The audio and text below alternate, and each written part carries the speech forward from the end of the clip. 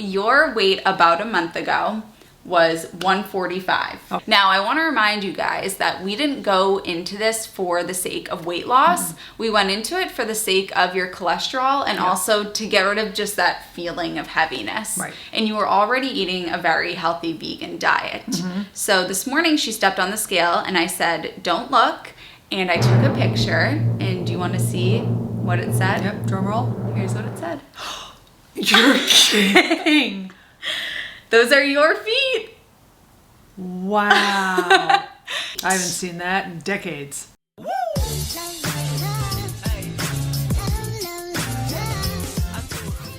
Hello my honeys, it's Emmie. If you're new to the channel, welcome. My name is Emmie and this is Healthy Mummy. Hi. And we are doing about a 1 month update on Mom's Slim on Starch journey. So I'm the creator of the Slim on Starch program, which is an 8-week program so that you can lose weight on a plant-based, starch-based diet without counting calories or restriction or anything along those lines, just fueling up on a lot of good food, including rice and potatoes and fruit and all that good stuff. I forgot to say that if you want to apply to work in the Slim on Starch program and get the results that Mom got, then go to healthyemmie.org so that you can apply to work with me in the Slim on Starch program. And so I told Mom that it was time to go through it because she has been vegan for about 5 years now, although is experiencing heightened cholesterol and also the spare tire that you like to say. Yeah. She always grew up tall and thin. I'll insert some photos now. Please don't. And Please don't. of when you at like 25, so Oh, you can right. see where she's coming Fine. from. I will also insert some bikini shots of her now at age 60. If you are eating, I would finish. So in any event, she was experiencing that sort of post-menopause spare tire type of feeling. Did you look the part? I think you always look great, Oh, but thank you. it's not about how you look really. It's the feeling, it's the heaviness that we wanted to alleviate. Right. So it's been a month on Slim on Starch, and it's so funny because you would always say to me, you'd be like, what do I need to do to get rid of this? Yeah. And I would say, literally do my program. And you'd be like, you're like, okay. And then 5 minutes later, did I tell you about this spare tire? So finally, I don't really know what it was. I think it was maybe you went and had your cholesterol checked again and you were like, Yeah. I think maybe I should do this. something. Yeah. I don't want to take another medication. Yeah, and you live with Healthy Hunnies, so I think Right. that helps. Here we are about a month in. Right. So I have questions from everybody, and I have about 10 questions that I gathered from the Healthy Hunnies, but I also do want to give an update on your weight because I'm sure that people are curious about that. I'm curious about that. Yeah, so Mom did not have much weight to lose. It was more so that spare tire feeling. She's 5'10", and I asked you this morning, I go, where do you usually sit with your weight? Right. So where do you usually sit with your weight? At this point in my life, I would say mid 140s. Okay, so Yeah. mid 140s. And you said like once you pass 150, that's where you start to feel uncomfortable. 155. Yeah. Then I'm really uncomfortable with myself. Right. Yeah. Okay. So at the beginning of this journey, about a month ago, I had you step on the scale and I didn't let you look. Right. And I took a picture of what it said. Okay. And then this morning I popped up and I was holding the scale and I go, time to step on it again. So your weight about a month ago was 145. Okay. So you hit the nail on the head. Okay. Now I want to remind you guys that we didn't go into this for the sake of weight loss. We went into it for the sake of your cholesterol and also to get rid of just that feeling of heaviness. Right. And you were already eating a very healthy vegan diet. So this morning she stepped on the scale and I said, don't look. And I took a picture. And do you want to see what it said? Yep. Drum roll. Here's what it said. You're kidding. Those are your feet. Wow. Insane. Wow. Wow. So, for the audience, I'll show you what it says. 138. I haven't seen that in decades. How crazy. Decades. 1 month later, eating, and what did you have for supper last night, for Right. example? I had potatoes and veggie burger, assorted vegetables, and it was delicious. And here she is. Wow. So, isn't that crazy? Wow. I got married. Okay, so that's what it was before. Wow. So, Wow. yeah, you were 145. She was at 145.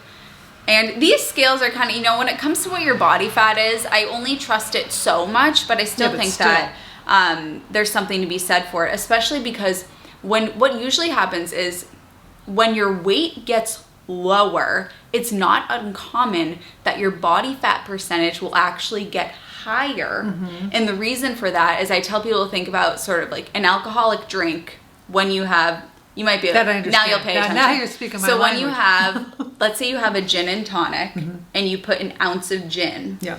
What will happen is when people go on a diet, they lose water weight. So they'll lose tonic. And if you just lose tonic, is your drink going to be stronger or is it going to be weaker? Stronger. It would be stronger. So what usually happens is that when people lose weight, they lose water weight. So their body fat percentage will increase. Okay. But in your situation, you went from a body fat percentage of 25.3 to this morning, you were at 24%. So let's see how much body fat you lost. Okay. So if you were at 25.3, and that was when you were at 145 pounds, which means that there was 36.7 pounds of fat. Okay. And now you are at, so remember that, 36.7. Yep. And now you're at 33.1 pounds of fat. Wow. So 3 pounds of pure fat is gone. It's amazing. That is amazing. With zero suffering whatsoever.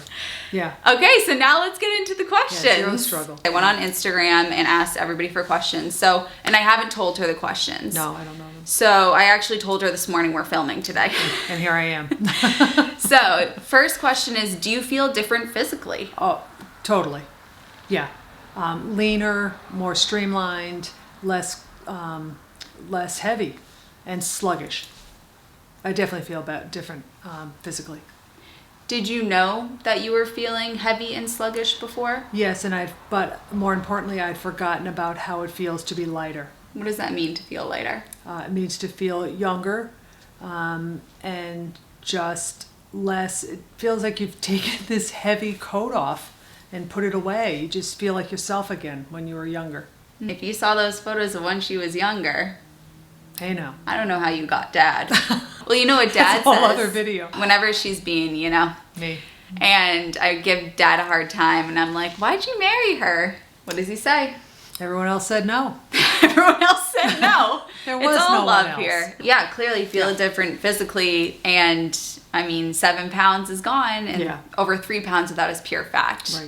Right. So next question: do you feel different mentally? So I do feel less slow, more excited, I think, and more inquisitive and energetic. Now, you have never had a ruptured relationship with food, I would say, unless you never communicated it with me. What do you mean by ruptured?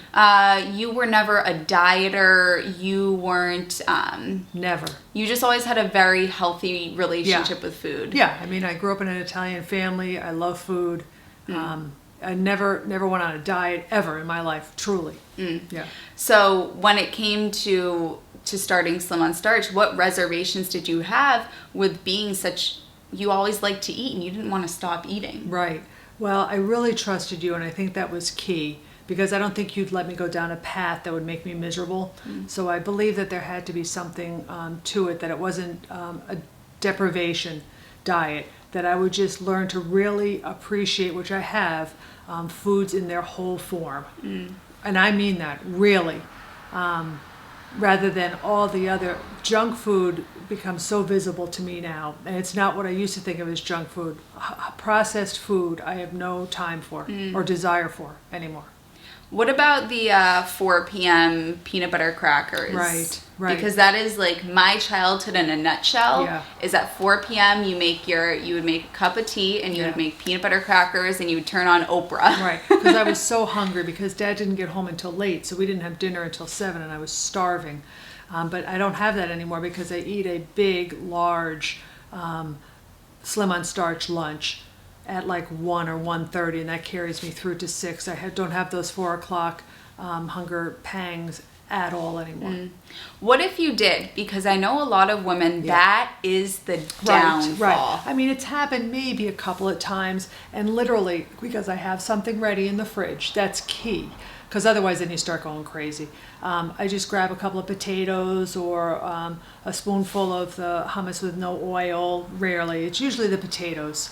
I know it fills you right up, a couple of potatoes, and then you passed it. I think that a tough mindset block for people to get through is that you can eat at any time of day. You don't see animals out in nature that check their watch and say, oh, it's 4 p.m. Well, the male bird is going to be home at 7 p.m., so I can't eat right now. Right. We can eat anything at any time in any amount, and to look at certain foods as snacky foods versus mealtime foods. What we do in Slim on Starch is have mini meals. So if it's 4 p.m. and maybe your significant other does come home at 7 p.m. and you want to be able to have supper with them, have a smaller version of what you would have if it was lunch or dinner, and then you'll have some room in your tummy for when it really is totally supper time. Yeah. And I think another mindset block that is tough for people to get through is sort of allowing yourself to have that food at 4 p.m. even though it's not technically mealtime. Yeah. Right. And I think also when you were talking about the it was all tied into this time of day for me mentally, because it had calmed. You guys were home from school. It was preschool and dinner. It was a little bit of a relaxation to watch Oprah and have tea. And so it really was all tied into a feeling of calmness and feeling good. Yeah. And I think a lot of people don't realize that food is used as that self-soothing substance. Right. Some people, they get home and they open the bottle of wine, and for you it was sitting down with peanut butter crackers and Oprah. And you even talked about having your latte in the morning while you had the meditation. You didn't even realize it wasn't the latte that you were connected to. It was that feeling of calmness. Yeah, self-soothing. Yeah, self-soothing. And just something warm. The next question is, are you getting bored of eating so simply? Well, we talked about that last time a little bit. And then, interestingly, Em took me on that Whole Foods run, and we bought some stuff that, interestingly, for me, made me really appreciate the other stuff. Interestingly. I thought, I don't really need that because it doesn't taste as good as the stuff that I was making, which I found fascinating. But no, because I enjoy looking to see what kind of greens are available at the grocer. I enjoy the whole boxing and packaging up of it process, and then my neat little things in the fridge. So I've learned to enjoy it, and I'm not getting bored with. If I ate the same exact thing for every meal, I suppose I would. But there's enough variety that I don't get bored, and I feel so good after I eat it that. Boredom and enjoying it aren't going hand in hand. I swear that the theme of my week is people saying, I truly, truly like the food that I eat more than the other stuff. Right. I was interviewing Dan last night, my client Dan, and he said, he goes, I'm going to tell you something, Emmie. I went to all you can eat sushi for my birthday, and he's lost nearly 100 pounds through our work. And so he said, you know what, I think I can afford to go to all you can eat sushi for my birthday. Agreed. I think you have a little wiggle room. Agreed. And he goes, and honestly, and he's a foodie, he's traveled all around the world, you name it, he's been there and had the cuisine. And he goes, and honestly, I like the sushi that I make at home 10 times better. Right, yeah. It's unbelievable. He goes, and I think it's very empowering to not be a slave to food and to be able to all the fluff around food, the nostalgia and the self-soothing, all of that clouds what food really is, which is just fuel, goes away. Yeah. When you eat Slim on Starch. Yeah. It's almost like your body is saying, thank which you. has totally been like the theme of your life the past, I don't know, a few years. You've really gotten in tune with the mind-body connection, Very meditation. Much so. You're entering a very calm space of the life cycle, I think. Calm season of life, Yeah, with the kids moving on and retirement. And your food has matched that as well. Yeah. Also, can I mention the drinking? as well. Well, we had company, and I hadn't, when I started this program, I stopped drinking, and I had one cocktail and a glass of wine, and the next day I'm like, oh, it was not even worth it. Not even worth it. She was tipsy that night because I asked her to do a favor for me. I said at 8 p.m., can you do this favor for me? And I come home. 8:20 was still in the hour. I come home and I see the gin open on the counter. She walks out. She's like, is it 8 o'clock already? It's 8:20. But you were quickly forgiven. Yes. Okay. Thank you. So next question is, what do you do for exercise?